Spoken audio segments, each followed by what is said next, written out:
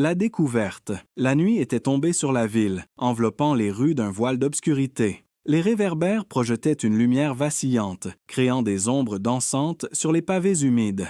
Dans une ruelle étroite, à l'écart des bruits de la circulation, une silhouette gisait, immobile. Elle, odeur de elle, urine mélangée à celle de elle, odeur de la ville, était omniprésente. Mais ce n'était pas la puanteur qui fit frémir les passants.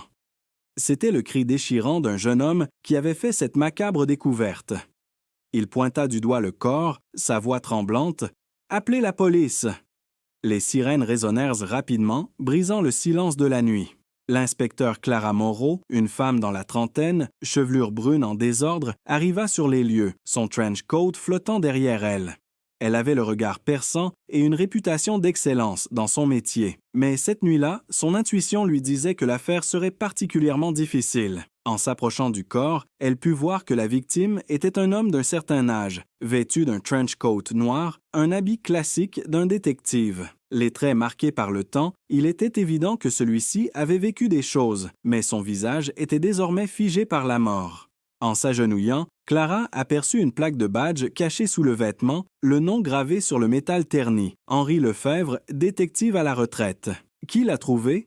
demanda Clara à l'un des agents déjà sur place. « Un jeune homme, apparemment. »« Il passait par ici et l'a vu, » répondit l'agent en consultant son carnet. Il a dit qu'il pensait d'abord que c'était un ivrogne, mais quand il s'est approché, il a réalisé qu'il était mort. Clara se redressa et observa les alentours.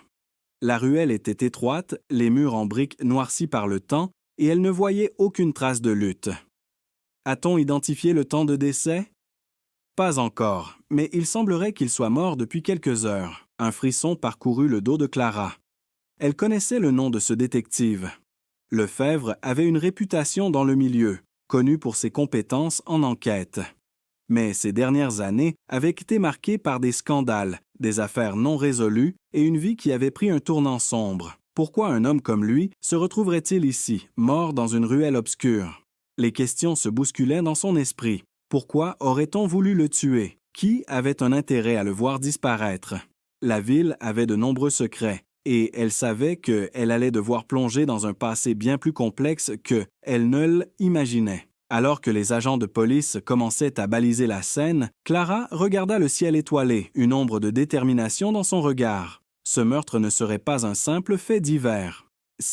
Était le début d'une enquête qui allait entraînée dans les méandres sombres de l'âme humaine. Elle se retourna et prit une profonde inspiration. L'affaire venait de commencer.